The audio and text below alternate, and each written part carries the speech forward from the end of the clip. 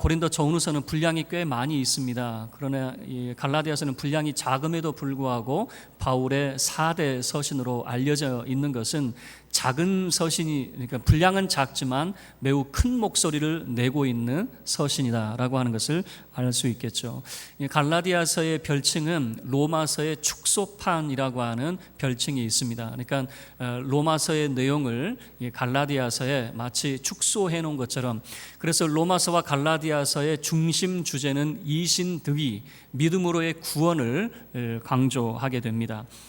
1절 말씀을 보면 저자에 대해서 소개를 하고 있네요. 바로 사도 바울이 이 글을 쓰고 있다라고 하는 거죠. 그런데 1절 말씀의 특징을 보면 아니오, 아니오, 영거푸 아니오를 사용을 하고 있습니다. 유대인들의 강조법은 같은 말을 2번 반복을 한다라고 말씀을 드렸죠. 자, 그래서 지금 아니오로 시작하는데 무엇이 아닌가 한번 보시죠. 사람들에게서 난 것도 아니요, 사람으로 말미암은 것도 아니오라고 하는 거죠. 여기에 있는 강조점은 사람이 세운 직분이 아니다라고 하는 것을 보여주고 있는 것이죠. 그래서 사도 바울은 사람을 위해서 살지 않고 사람 의지하거나 사람 바라보지 않는다라고 하는 것을 1절 말씀에서 잘 보여주고 있습니다. 그리고 1절에서 과연 그러면 사람이 세우지 않았다면 누가 세웠느냐? 바로 하나님 아버지로 말미암아 사도가 되었다라고 하는 것을 보여주죠. 그래서 10절 말씀을 보면요, 사도 바울은 이렇게 이야기합니다. 나는 사람을 좋게 하지 않습니다. 사람에게 기쁨을 구하지 않고 오직 하나님께 기쁨을 구하는 자입니다 라고 하는 것을 10절 말씀에서 보여주고 있는 것이죠. 여기서 사람에게 좋게 하랴, 하나님에게 좋게 하랴 라고 하는 말은 내가 누구를 신뢰하느냐라고 하는 거예요. 바울은 사람을 신뢰하지 않고 오직 하나님만을 신뢰한다라고 하는 것을 보여주고 있고요.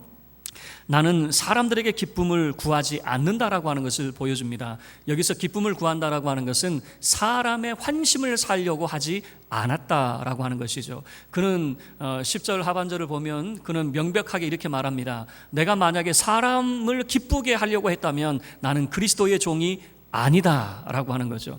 사람을 기쁘게 한다면 그건 사람이 종이 되는 것이죠. 그건 하나님의 종이라고 말할 수 없다는 것이죠. 그래서 사도 바울은 자기 정체성을 이렇게 이야기합니다. 나는 사람 바라보며 일하는 사람이 아니라 오직 하나님 바라보며 일하는 사람이다 라고 하는 것을 보여주고 있는 것이죠. 사람 바라보며 일하면요 꼭 실망을 하게 되어집니다. 믿는 도끼에 발등 찍힌다라고 하는 말이 있잖아요. 우리가 가장 믿었던 사람에게 발등을 찍히게 되어져 있거든요.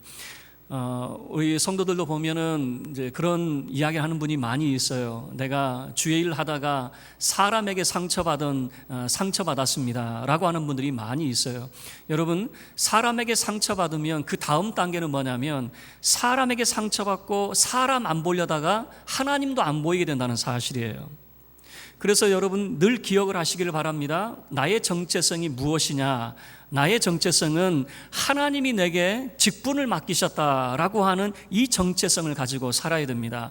사람 보고 일하는 자가 아니라 오직 바울처럼 하나님만 바라보고 일하는 우리 믿음의 권속이 다 되어지기를 주의 이름으로 축원합니다. 주만 바라보시길 바랍니다. 사람 때문에 상처받았다? 맞는 말이에요. 그럴 수 있어요. 사람이 살다 보면 다 뜻이 다르고 의견이 달라요. 그러나 우리가 이 모든 것을 이겨낼 수 있는 것은 오직 주를 바라보고 내 정체성이 무엇이냐, 나를 미쁘게 여기사 내게 직분을 맡기신 하나님, 1절 말씀에서도 10절 말씀에서도 그래서 나는 사람에게 환심 사는 자가 아니라 하나님을 기쁘시게 하는 자, 하나님이 나를 세우셨다라고 하는 것을 사도 바울이 말하고 있는 것이죠. 자, 그리고 2절 말씀에서는 이 편지를 받는 수신자, 그 대상자에 대해서 소개를 하고 있는데 갈라디아 여러 교회들이라고 하는 표현으로 2절 말씀에서 보여주고 있습니다. 그러니까 이 바울 서신은 한 교회 전유물이 아니라 갈라디아라고 하는 것은 뭐냐면 어느 도시를 말하는 게 아니에요. 예를 들면 예배소, 그러면 예배소라고 하는 한 도시의 편지를 쓴 것이지만 갈라디아라고 하는 것은 그 행정 지역입니다. 그러니까 넓은 지역인데 우리로 치면 터키 중심부 정도 되니까 한 충청도 정도 되지 않을까 싶어요. 그러니까 충청도에 여러 교회들이 있지 않겠어요? 그 교회들의 회람용으로 그 교회들이 다 돌려볼 수 있도록 이 편지를 쓰고 있다라고 하는 거죠. 그리고 이 갈라디아에 이제 인사를 하는데 3절 말씀에서 그 인사를 하고 있습니다. 그런데 사도 바울이 그 교회 인사할 때 매우 독특한 표현 하나를 쓰고 있는데 은혜와 평강이라고 하는 그런 표현입니다. 우리 3절 말씀 함께 합독하겠습니다. 우리 하나님 아버지와 주 예수 그리스도로부터 은혜와 평강이 있기를 원하노라. 은혜와 평강이라고 하는 것은 이렇게 생각해 보면 되겠는데요. 과연 평강은 무엇으로부터 주어지는가? 이 바울이 살던 시대는요, 그 평강이라고 하는 에이레네라고 하는 것은 로마의 황제가 주는 것으로 생각을 했어요. 황제가 온 나라를 잘 다스리니까 우리가 평안을 누릴 수 있다라고 하는 것이죠. 자, 그러면 은혜와 평강이라고 하는 말은 다른 말로 이야기하면 은혜로 주어진 평강이라고 하는 말이겠죠. 은혜로 주어진 평강, 그러니까 그 평강이 로마의 황제가 아니라 하나님의 은혜로 주어졌다라고 하는 것을 말하고 있는 것이죠. 그런데 이 사도 바울은 실질적으로는 은혜 사상하고는 거리가 먼 사람이었습니다. 그는 바리새파 사람이었습니다. 가말리엘의 문화생이었습니다. 그는 유대주의자로 그렇게 살아가는 사람이었어요. 은혜하고는 거리가 먼 사람이었어요.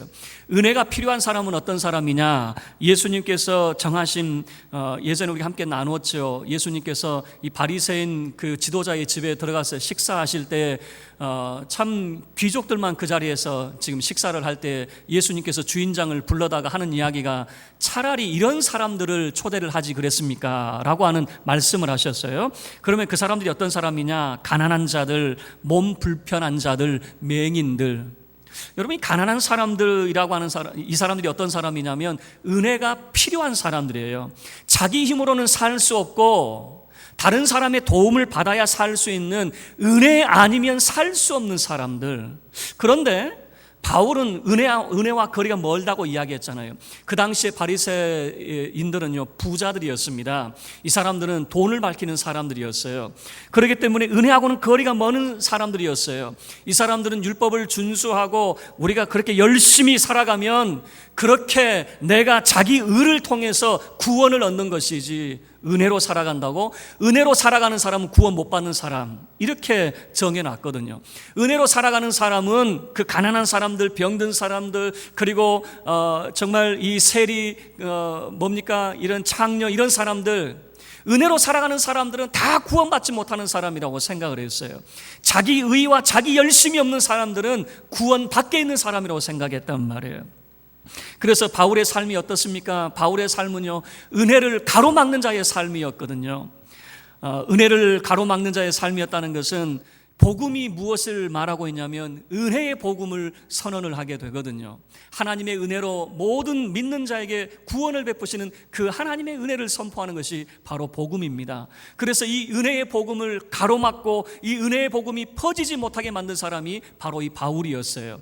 예수 믿는 사람들 잡아 가두었습니다. 예수 믿는 사람들 죽이려고 했습니다. 그 대표적인 인물이 스데반 집사 같은 사람, 그를 돌로 쳐 죽일 때에 그 죽이는 것에 가게라고 앞장섰던 사람 중에 한 사람이 바로 이 바울이었습니다. 심지어는 이 은혜의 복음이 해외로 확산되지 못하도록 이 다메섹이라고 하는 나라까지 올라가서 그 다메섹에서 예수 믿는 사람들을 잡아 옥에 가두려고 했던 사람이 바로 이 바울이었습니다. 은혜의 복음을 철저하게 막으려고 했던 사람이 바로 이 바울이었다라고 하는 거죠. 그런데 이 바울이 변하기 시작했습니다. 은혜에 눈뜨기 시작했습니다. 이 바울이라고 하는 사람이 은혜하고는 거리가 먼 사람이었는데 은혜가 무엇인지 그가 알게 되어졌습니다. 어떻게 알게 됩니까? 다메섹 도상에서 그리스도를 만나게 되어집니다. 그리스도의 빛이 그에게 임하게 되어지고 예수 그리스도를 만나는 그 시간이 있었습니다. 그리고 그가 예수 그리스도를 만난 이후에 하나님의 비밀의 경륜을 깨닫기 시작합니다. 하나님의 비밀의 경륜이 뭐냐? 그것은 자기 의로 구원을 이루는 것이 아니라 하나님이 준비하시고 하나님이 이루어 놓으신 구원의 선물에 대한 것을 깨닫게 되어지는 것이죠. 이게 하나님의 비밀의 경륜이었습니다. 하나님의 사랑이 무엇인지 알게 되어졌습니다. 그래서 바울은 은혜에 눈뜨기 시작하게 되는 거죠. 그래서 이 은혜의 복음을 막으려고 했던 이 바울이 은혜의 복음을 전파하는 사람이 되어지는 거죠. 그리고 그가 인사 속에서도 은혜와 평강이라고 하는 것은, 우리 성도에게 주어지는 평강, 그건 로마의 황제가 주는 것이 아니라 하나님의 은혜로 주어지는 평강이라고 하는 것을 선포하게 되어지는 것이죠. 예전에 바울은 이렇게 말했을 겁니다. 은혜와 평강이 아니라 열심과 평강이라고 하는 말을 했을 거예요. 여러분이 열심히 살면 하나님이 여러분에게 보상해 주실 겁니다. 여러분이 교회에 충성하면 하나님이 여러분에게 보상해 주실 겁니다. 이렇게 가르쳤을 거예요. 그러나 은혜에 눈뜨고 난 다음에는 아니에요. 구원은 사람이 자기 힘으로 이루어가는 것이 아니라 하나님의 은혜로 주어진다는 것을 알게 되어지는 것이죠. 모든 믿는 자에게 구원을 주시는 하나님의 은혜의 복음, 이 복음을 전하는 자로 그가 서게 되는 겁니다. 유대인들은 자긍심이 있었어요. 여호와는 우리의 하나님이다. 그리고 오직 우리만 구원받는다라고 하는 자긍심이 있었어요. 그래서 이 유대인들은요, 이방 사람들을 개, 돼지 취급했어요. 그들은 구원이 없는, 하나님이 없는 사람들이다, 그렇게 생각을 했던 것이죠. 그런데 이 바울이 변합니다. 은혜에 눈뜨기 시작한 다음에 이 바울이 뭐라고 이야기하냐면 이방인에게도 하나님의 구원이 임합니다. 이방인들도 예수 믿기만 하면 여러분도 하나님의 자녀가 됩니다라고 하는 것을 말하게 되는 거예요. 누구든지 주의 이름을 부르면 구원을 받습니다. 주 예수 그리스도를 영접하면 하나님의 자녀되는 권세를 갖게 되어집니다. 사도 바울이 이것을 전하게 되어지는 것이죠. 하나님의 은혜라고 하는 거죠. 이 하나님의 은혜가, 하나님의 구원이 어떻게 우리에게 주어졌는가, 그 하나님의 은혜를 우리에게 설명하라고 한다면 4절 말씀이 하나님의 은혜를 우리에게 설명하고 있습니다. 우리 4절 말씀 함께 합독하겠습니다. 시작. 그리스도께서 하나님 곧 우리 아버지의 뜻을 따라 이 악한 세대에서 우리를 건지시려고 우리 죄를 대속하기 위하여 자기 몸을 주셨으니, 하나님의 비밀의 경륜을 그가 깨닫게 되어졌어요. 하나님의 은혜가 무엇인지 깨닫게 되어졌어요. 4절 말씀으로 한마디로 소개를 하고 있는 것입니다. 그리스도께서 이 악한 세대에서 우리를 건져내셨습니다 라고 하는 것이죠. 어떻게 이 악한 세대에서 우리를 건져내셨습니까? 이는 우리 죄를 대속하여 자기 몸을 주셨기 때문입니다 라고 하는 거죠. 이 악한 세대에서 우리를 구원하기 위해서 자기 몸을 우리에게 내어주셨습니다 라고 하는 거죠. 이것은 갑작스럽게 일어난 일이 아니라 하나님 곧 우리 아버지의 뜻입니다 라고 하는 거예요. 바로 주 예수 그리스도를 통해서, 그의 십자가를 통해서 우리를 구원하시는 것은 하나님의 비밀한 경륜이었고 하나님의 은혜였다라고 하는 것을 알게 되어지는 것입니다.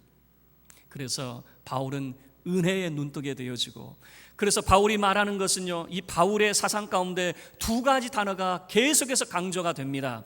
바울의 모든 서신을 보면요, 두 가지 단어를 우리가 특징으로 둘 수 있는데, 첫 번째는 은혜라고 하는 것이에요. 바울은 예수 믿기 전에는 은혜하고 거리가 먼 사람이었는데 예수 믿고 난 다음에는 오직 은혜, 오직 은혜, 그 은혜만을 이야기하는 사람이에요. 은혜를 말하는 사람은 교만할 수 없습니다. 자기의 조건과 자기의 자격으로 구원 얻는 게 아니잖아요. 하나님의 은혜의 선물 때문에 내가 구원 얻는 것이잖아요. 그러니까 자랑이 내게 있지 않아요. 자랑이 내게 있지 않고 우리에게 은혜를 베풀어 주시는 하나님께만 있게 되어지는 것이죠. 두 번째는 은혜, 그리고 두 번째는 성령이라고 하는 단어예요. 구원받은 하나님의 백성은 이제 어떻게 살아가야 됩니까? 성령을 쫓아 살아야 됩니다 라고 하는 거예요. 성령의 사람이 되어져야 됩니다 라고 하는 거예요.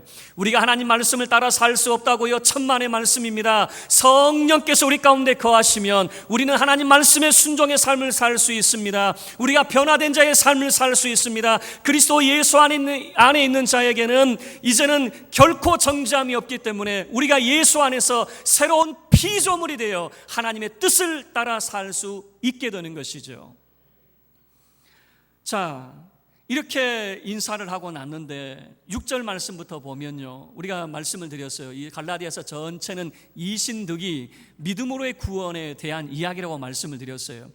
6절 말씀부터 보면요, 그러니까 인사가 끝나자마자 아주 호되게 엄하게 이야기하는 그런 모습을 보여주고 있습니다. 그러니까 계속 좋게 이야기하는 것이 아니라 인사가 끝나자마자 너희들 그러면 돼? 너도 어떻게 그럴 수 있어? 뭐 이런 표현이란 말이에요. 왜 그러냐면 그들이 갈라디아에 있는 교회들이 다른 복음을 따라 살고 있기 때문에 그렇습니다. 6절 말씀 보셔요. 함께 읽겠습니다. 6절 시작. 그리스도의 은혜로 너희를 부르신 이를 이같이 속기 떠나 다른 복음을 따르는 것을 내가 이상하게 여기노라. 이 말이 무슨 말입니까? 너희들 어떻게 이 참된 진리의 복음에서 다른 복음을 따라 너희들 살 수가 있느냐라고 하는 거죠. 그런데 다른 복음을 쫓는 이 모습을 보면 속히 떠나라고 하는 그런 표현을 쓰고 있잖아요. 그러니까 이 복음의 말씀에서, 진리의 말씀에서 왜 어떻게 그렇게 빨리 뒤돌아설 수가 있느냐라고 하는 것을 보여주죠.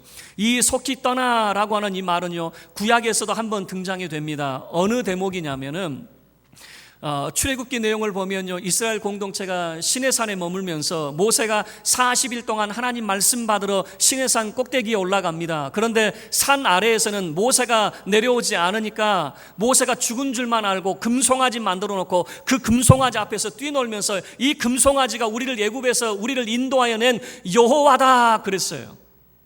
그럴 때 이렇게 성경이 소개합니다. 출애굽기 32장 8절 말씀에서 그들이 내가 그들에게 명령한 길을 속히 떠나 자기를 위하여 송아지를 부어 만들고 그것을 예배하며 그것에게 제물을 드리며 말하기를 이스라엘아 이는 너희를 애굽 땅에서 인도하여 낸 너희 신이라 하였도다.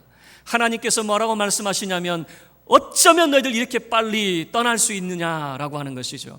산 위에서는 하나님의 영광이 임재하고 하나님의 언약의 말씀을 받고 있는데 산 아래에서는 금송아지 만들어 놓고 그 금송아지가 하나님이다 라고 그렇게 말하고 있더라라고 하는 거죠. 다른 복음을 쫓고 있는 거예요. 여러분, 하나님께서 뭐라고 말씀하셨습니까? 그 어떤 우상도 만들지 말라고 그랬어요. 그 어떤 우상도 만들지 말라고 그랬는데 우상 만들어 놓고 하나님이다. 여러분, 금송아지 만든 사람이 우상숭배라고 생각을 했을까요? 천만의 말씀이요. 그들은 이렇게 생각했을 겁니다. 금송아지 앞에서 뛰놀았더라. 이 말은 뭐냐면 금송아지가 우리의 하나님 여호와다, 우리가 하나님을 잘 섬기고 있다, 그렇게 생각을 했겠죠. 그러나 하나님께서는 그 금송아지 때문에 분노하십니다. 그리고 그 백성을 진멸하시겠다고 하나님께서 말씀하십니다. 여러분, 자기 열심으로 살게 되어지면요, 하나님을 기쁘시게 하기는커녕 하나님을 분노케 만드는 거예요. 하나님을 화나게 만드는 거예요. 자기 열심으로 하나님을 섬길 수 있는 것이 아닙니다. 오직 복음을 쫓아 살아가야 된다라고 하는 거죠. 자, 그러면 다른 복음이 뭘까? 바울이 이 갈라디아를 떠난 다음에 다른 그 교사들이 왔습니다. 그런 유대주의 분파주의자들이 와서 딱 보니까 바울이 믿음으로 구원받습니다 라고 하는 것을 이야기해 놨어요. 그런데 이 사람들이 와서 무엇을 가르치기 시작하냐면 예수 믿음만으로 가능하다고, 구원받을 수 있다고? 에이, 안 돼. 예수 믿음만으로 충분하다고? 에이, 안 돼. 예수 믿어서 구원받는 거 아니야. 예수 믿어도 불완전한 거야. 두 가지를 더 해야 돼. 첫 번째, 몸에 할례를 받아야 돼. 두 번째, 율법을 철저하게 지켜야 돼. 그래야 구원받는 하나님의 백성이 될 수 있는 거야. 이렇게 가르쳐 놓은 거예요. 이게 다른 복음이 되어지는 거예요. 이게 무슨 말이냐면요, 자기들처럼 만들려고 하는 거예요. 유대인처럼 만들려고 하는 거예요. 여러분, 오늘날도 마찬가지예요. 성도 여러분들은 그리스도의 사람입니다. 여러분은 그리스도인입니다. 그런데 성도들 가운데 유대인처럼 살려고 하는 사람들이 있어요. 우리는 혈통에서 이미 유대인이 아니에요. 우리는 그리스도인이라고 하는 사실을 여러분 기억할 수 있기를 바랍니다. 유대인처럼 살지 마세요. 지금 이 갈라디아에 와서 유대인처럼 살라고 하는 거예요. 유대인처럼 할례도 받아야 되고 유대인처럼 율법을 준수해야 너희 구원받을 수 있다는 거예요. 이게 다른 복음이라는 거예요. 그래서 사도 바울은 이렇게 이야기합니다. 그 다른 복음에 대해서 이렇게 이야기하는 7절 보시면 다른 복음은 없나니 라고 하는 거예요. 다른 복음은 없습니다 라고 하는 거예요. 오직 예수 그리스도를 믿음만으로 여러분은 구원받습니다. 다시 이야기하면 믿음만으로 충분합니다. 그 외에 그 어떤 것도 필요치 않아요. 믿음만으로 충분한 거예요. 다시 이야기하면 우리가 구원받기 위해서 충성하고 구원받기 위해서 열심하고 구원받기 위해서 주일 성수하는 게 아니란 말이에요. 구원 얻은 하나님의 백성으로서 우리의 삶의 도리를 다하는 겁니다. 구원 얻은 하나님의 백성으로서 주일 성수를 하게 되어지는 거예요. 구원 얻은 하나님의 백성으로 날마다 하나님과 교제하는 기도의 자리로 나아가게 되는 거예요. 구원받은 하나님의 백성으로서 하나님의 뜻이 무엇인지 날마다 살피며 주의 교훈을 쫓아 살아가는 거예요. 믿음만으로 충분합니다. 그리고 사도 바울이 엄하게 이야기합니다. 다른 복음을 전하는 사람들은 다 저주받을 자이다 라고 그렇게 선언을 하게 되어집니다. 심지어는 8절 말씀을 보셔요. 그러나 우리나 혹은 하늘로부터 온 천사라도 우리가 너희에게 전한 복음 외에 다른 복음을 전하면 저주를 받을지어다. 바울이 뭐라고 이야기하냐면 감히 천사도 그 저주의 대상에서 예외가 될 수 없다라고 하는 거예요. 유대인들은요, 천사 숭배 사상이 있습니다. 천사를 만났다 그러면 꿈뻑 죽어요. 내가 기도하는 중에 천사를 봤다 그러면은 두말할 것도 없어요. 천사를 봤어? 그러면 하나님 말씀이겠네?